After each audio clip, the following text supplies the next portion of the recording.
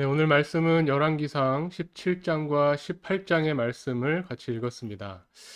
열왕기상 17장에 어떻게 보면 갑자기 이 엘리야가 등장을 하죠. 엘리야 선지자와 아합 왕 이야기는 우리에게 굉장히 잘 알려져 있습니다. 이 17장 1절에 보면 엘리야가 등장을 하는데 그 등장하는 걸 보면 디셉 사람 엘리야가 어느 날 갑자기 아합에게 와서 말하는 겁니다.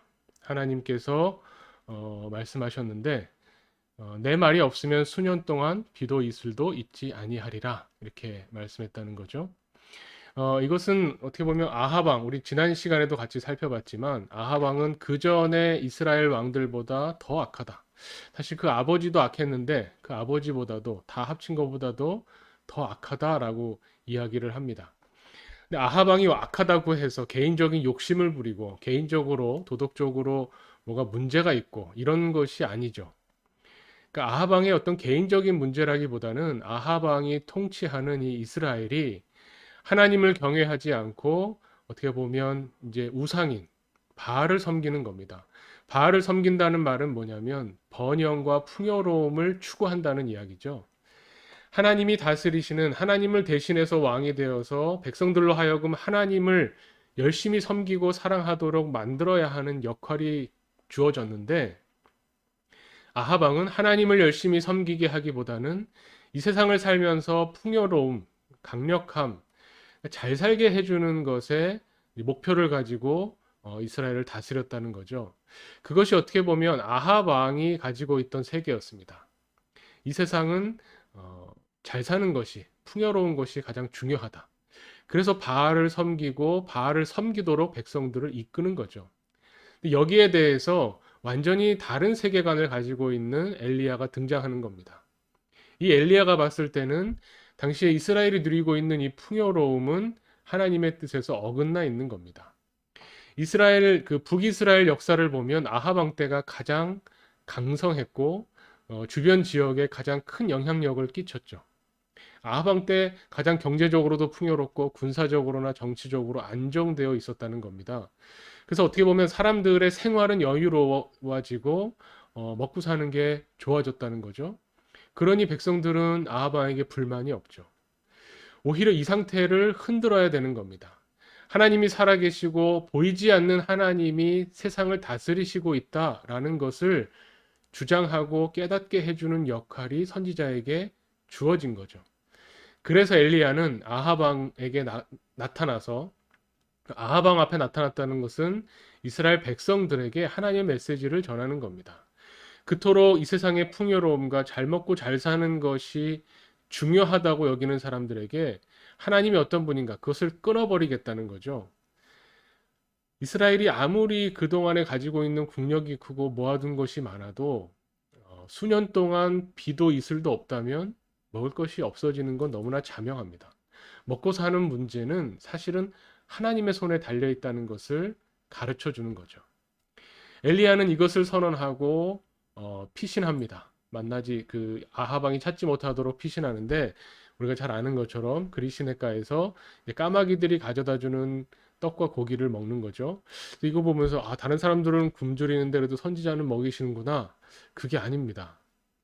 까마귀가 물어다 주는 떡과 고기가 얼마나 되겠습니까? 그것도 아침 저녁 두 끼만 먹으면서 버티는 거죠. 이것은 그 이스라엘 백성들에게만 고통이 아니라 선지자 엘리야에게도 고통입니다. 그리고 그 시내조차도 이제 말라버리죠. 그러면서 그 사르밧 과부의 이야기가 등장하는데 오늘은 이제 큰 그림을 17장과 18장의 큰 내용을 보기 위해서 이 이야기는 그냥 넘어가도록 하겠습니다. 그래서 결국 3년 이상을 비가 오지 않는 이 상황 속에서 아합은 이 엘리야를 찾기 위해서 백방으로 찾아보죠. 왜냐하면 엘리야가 자신이 다시 말하기 전에는 비가 안 올 거다 했기 때문에 엘리야를 찾아다니는데 엘리야를 만나지 못합니다. 그러다가 엘리야에게 하나님의 말씀이 임하는 거죠. 많은 날이 지나고 3년이 지났을 때 하나님이 말씀해서 엘리야에게 아합에게 보이라 내가 비를 지면에 내리겠다. 그러니까 어떻게 보면 엘리야가 아합 왕 앞에 나타나는 것은 다시 하나님이 비를 주시겠다고 하는 것을 어떻게 보면 깨닫고 듣고 아합 왕 앞에 나온 거죠. 이 아합이 볼 때 엘리야는 어떤 사람이냐? 엘리야는 그 아합이 볼 때 그 이스라엘을 괴롭게 하는 장거입니다. 그러니까 풍요로움과 번영과 잘 먹고 잘 사는 것을 추구하는 사람에게 이 풍요로움을 걷어가는 것, 배고프게 만드는 것은 괴롭히는 거죠. 그런데 엘리야가 하려고 했던 것은 이스라엘을 괴롭히는 게 아닙니다. 하나님께 돌아오도록 하는 겁니다. 참 진리이고 참 생명으로 나아가도록 하는 것이 엘리야의 일이었는데 이 하나님을 바라보지 못하는 아합 왕이 볼 때는 이스라엘을 그냥 괴롭히는 사람이 되는 거죠.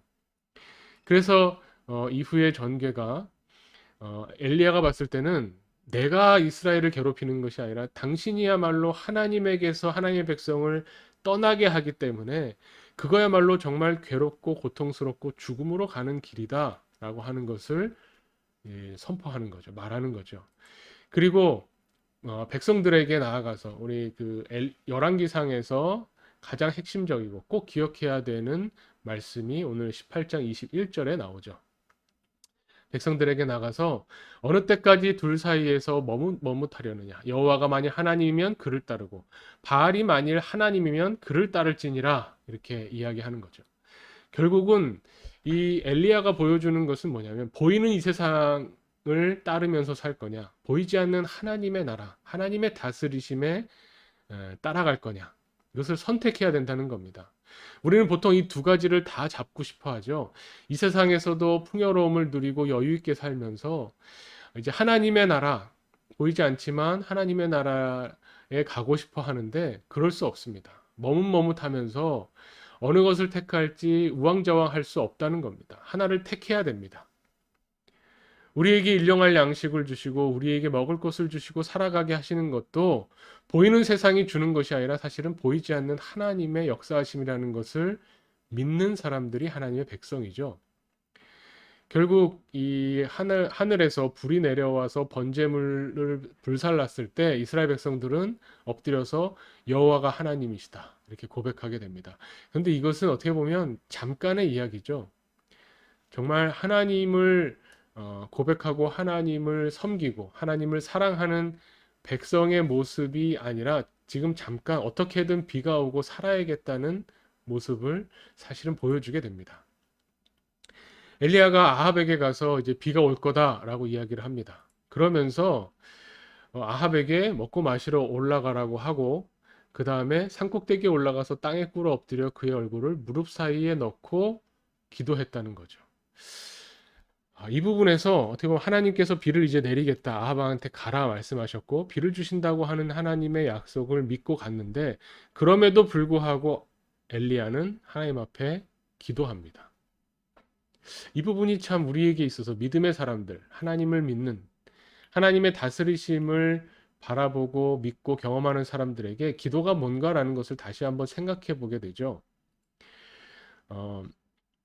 야고보서에 보면 엘리야는 우리와 성정이 같은 사람이로되 그가 비가 오지 않기를 간절히 기도한즉 3년 6개월 동안 땅에 비가 오지 않았다 이렇게 이야기합니다. 그러니까 엘리야가 봤을 때 이 나라, 이 백성을 위해서 비가 오지 않는 것, 저 풍요로움을 끊어버리는 것이 오히려 좋은 일입니다. 하나님 앞에 선한 일입니다라고 기도했던 것이고 그리고 3년 6개월이 지난 후에 다시 기도했을 때 야고보서 5장 18절에 이야기하죠. 다시 기도하니 하늘이 비를 주고 땅이 열매를 맺었느니라. 이것이 어떻게 보면 우리 같은 사람인데 그냥 하나님을 믿는 사람인데 그 기도에 역사하는 힘이 크다라는 겁니다. 근데 이것이 엘리야가 기도했기 때문에 이루어졌다기보다 어떻게 보면 하나님의 계획하심 안에서 엘리야가 하나님의 뜻에 맞는 기도를 했다고 우리가 보게 되는 겁니다. 하나님이 비를 주신다고 했는데 사실 엘리야가 기도하지 않았어도 비가 왔겠죠. 하나님 이미 작정하셨고 하나님이 비를 주시겠다고 말씀하신 겁니다. 그럼에도 불구하고 그 비를 오게 해달라고 엘리야는 기도했다는 겁니다. 이것이 어떻게 보면 별것 아닌 것 같지만 하나님을 믿지 않는 사람의 기도와 하나님을 믿는 사람의 기도의 차이점이라고 할 수 있죠. 마태복음 6장에 보면 예수님께서 저희를 본받지 말라. 여기서 말하는 저희는 외식하는 사람들이죠. 구하기 전에 너에게 있어야 할 것을 하나님 너의 아버지께서 아시느니라. 그래서 중언부언하지 말라고 하시는 겁니다. 그러면 우리에게 필요한 것을 이미 하나님이 아시고 하나님이 우리에게 주시는데 그럼 우리는 기도할 필요가 없다는 게 아닌가? 그렇지 않습니다. 우리가 기도하는 것을 통해서 뭘 받는다기보다는 우리는 이미 하나님과의 관계 안에서 기도한다는 겁니다. 하나님의 뜻이 이루어지기를 기도하고 하나님이 계획이 이루어지기를 기도하고 우리가 이미 하나님의 뜻을 찾고 구하면서 기도할 때 하나님은 또 우리 기도에 응답하시면서 하나님의 뜻과 계획을 펼쳐나가시고 역사하신다는 거죠. 이게 참 믿는 자의 기도로서 우리가 더 깊이 생각해 봐야 되는 신비로운 부분이라고 할 수 있을 겁니다. 신자가 기도하는 것은, 우리가 기도하는 것은 어떻게 보면 하나님이 주신 사명을 이루어가는 일입니다.